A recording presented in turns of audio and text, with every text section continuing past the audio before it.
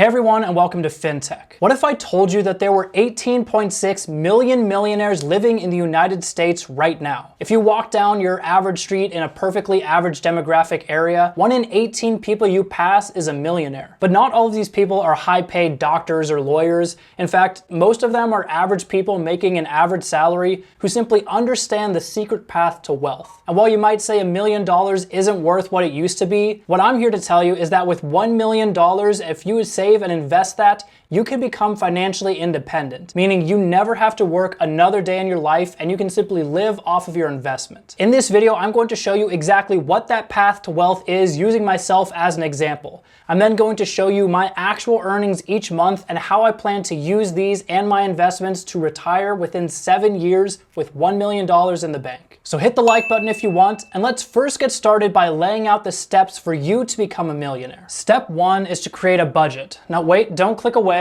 I know some people panic when they hear the word budget, but we're not talking about some restrictive list of items that doesn't let you spend what you want. It's your money and you can do what you want with it. The whole point of this kind of budget that we're talking about is to track where your money is going so that we can figure out how much you need to save to become a millionaire. So if over the past 3 months you spent on average $500 going out to restaurants, put a line in your budget for $500 for restaurants. If you spend $1,000 going to restaurants, put $1,000 in your budget for restaurants. We're not trying to change your behavior here, we're just trying to track it. If you don't know how much money you currently spend in different categories like food, utilities, housing, maybe your car, you can use an app called Mint. They both have a website and a mobile app where it will automatically import your different bank or credit card transactions and categorize them for you. I'm not being sponsored by Mint, I just think it's a good service. Once you know exactly how much money you're going to be spending in each category per month, you can use an app like EveryDollar or You Need a Budget or even just an Excel spreadsheet to track your transactions each month to see how much money you're actually spending,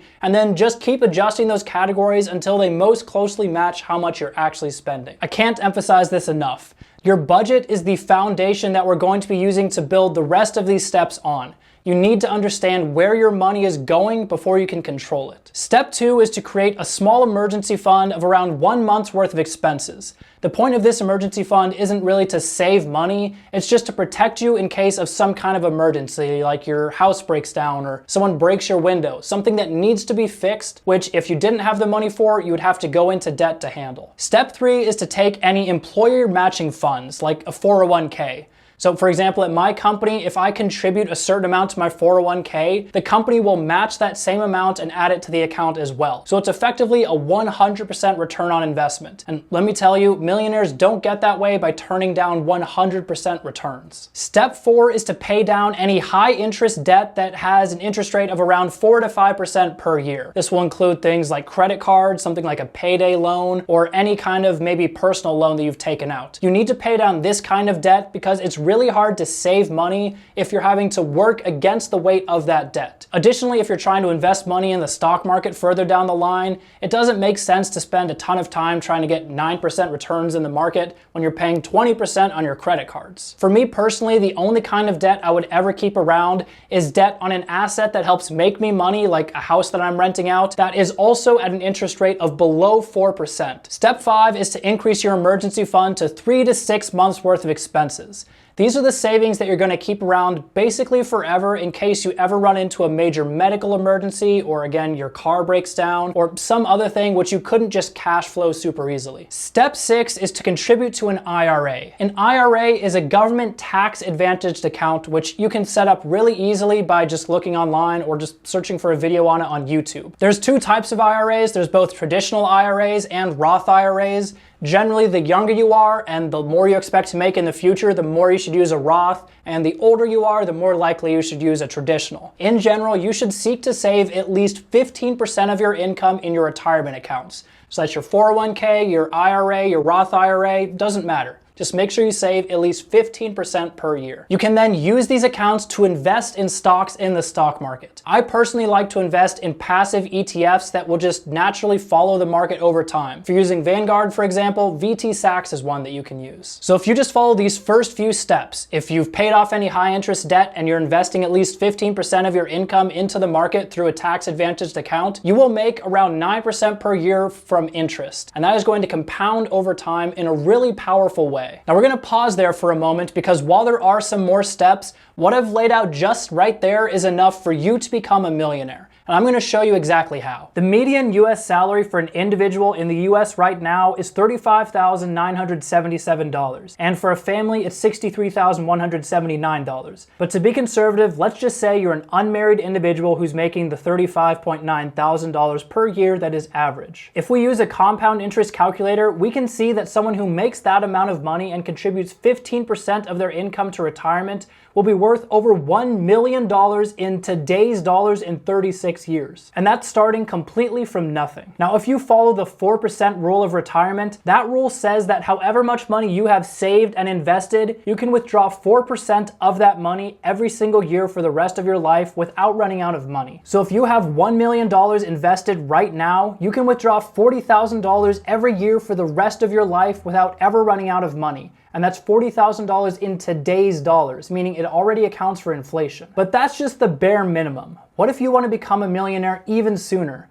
Like I said, my goal is to become a millionaire within 7 years, which would put me at 33 years old. Well, step 7 is to max out your Roth IRA by putting $6,000 into it every year. After all, the more you contribute, the faster it's going to grow, and this tax-free money is going to be essential when you retire. Step 8 is to max out any other tax-advantaged accounts you might have, the most common of which is probably a 401k. Now, depending on your employer, that plan might work a little bit differently, but for most people, you can contribute $19,500 to your 401k. And if you run your own business, you can contribute up to $56,000 to your 401k every single year. Finally, step 9 is to invest outside of these retirement accounts. This could be investing in real estate. It could just be throwing money into a stock brokerage account. It could even be investing in cryptocurrencies. Anything that gets your money to grow outside of a retirement account fits into this category. And if you've watched my channel, this is what I make a lot of my other videos on, is how I'm investing my money outside of my retirement accounts. Now notice that at no point during those steps did I have more than 3 to 6 months worth of expenses. And that's because you are not going to get rich by saving your money. You need to invest it. So I just laid out the plan. Now let me show you how these exact steps can lead me to become financially independent by age 33 with $1 million in the bank. So on screen right now is my actual budget that I follow every single month. You can see here in green is the income that I bring in every month, while everything in this kind of reddish beige color is everything that I spend, and then everything in blue is what I invest. So right now I'm only listing the money from both my paycheck as well as the rental income that I earn, because I'm taking all the money from YouTube and reinvesting it back into the channel. I then take a pretty significant amount of money and invest it into my 401k because my goal is to max that out every year. And then I also try to max out my Roth IRA with $6,000 a year, or $500 a month. I then have all my different expenses here, and I actually made a similar video to this several months ago where my mortgage was much higher, but I was able to take advantage to the lower interest rates we're seeing right now to refinance and save about $600 a month on my mortgage. At the same time, I actually had my food expenses increase, and yet because I'm saving so much more money on my mortgage and because I'm making a little bit more money from my paycheck, I'm actually saving an even greater percentage of my overall budget each month. You can see at the top here, my expenses are $3,327, while my savings or investments are $33,068. Which means that I am saving more than 50% of my income, and that is after taxes. So this is why I say the budget is the most important step, because you need to understand this baseline before you can see how quickly you can reach your goals, which I'm gonna show you now on the next page. On this page is my actual net worth calculated at different months since I first started tracking this, which I started back in June of 2019. At that point, my net worth was around $58,000, and I had all these different categories contributing to that, including my student loan and my home debt, which dropped my net worth, my home equity, which raised my net worth, my Roth IRA, my 401k, and my brokerage account where I keep all my outside investments that aren't going into retirement accounts. What I did on this sheet was I basically calculated how much my net worth would be at every age by just using the sheet that I showed you earlier. So you can see that my net worth has grown pretty quickly over, I guess it's the last 2 years. And this box here highlighted in yellow is the latest update on my net worth, which recently passed $310,000. Now, based on this number right here, because I already have my budget set up, I can forecast how quickly I can reach $1 million.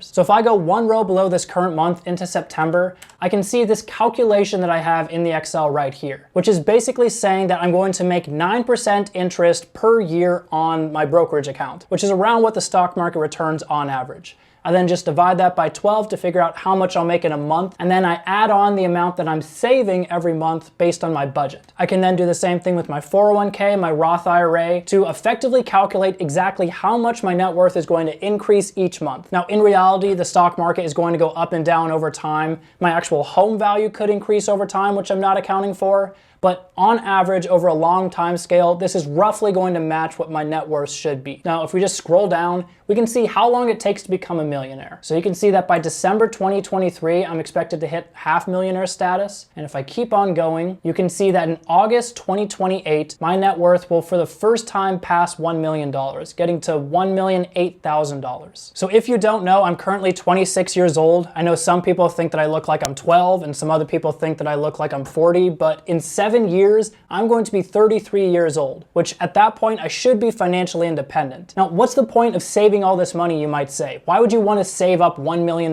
when you could be enjoying that money instead? And I tend to agree with those kinds of people, except for the fact that this $1 million can actually represent financial freedom. Now, using the 4% rule that I talked about earlier, I should be able to withdraw approximately $40,000 from this $1 million without ever running out of money. Well, $40,000 a year, if we go back to my budget, should be enough to cover my expenses. So let's see if that's true. So if I take my current expenses, multiply them by 12, I'm currently spending $39,924 per year. So if I have $40,000 coming in, that covers the expenses that I would need to retire. Now, will I actually retire at 33 years old? Probably not. But the point is, I could. If I wanted to, I could go travel the world for 2 years. Or I could start up some small business which won't be super profitable, but I'm super passionate about. Or I could just go and play 2 years getting really good at League of Legends. The point is, at that point, when you're financially free, you have the choice to do whatever you want. That is why I save so much money and invest it, to achieve financial freedom. But let me know what your financial freedom number is and if you would actually retire if you were only 33 years old. Don't forget to like and subscribe, and I'll see you next time.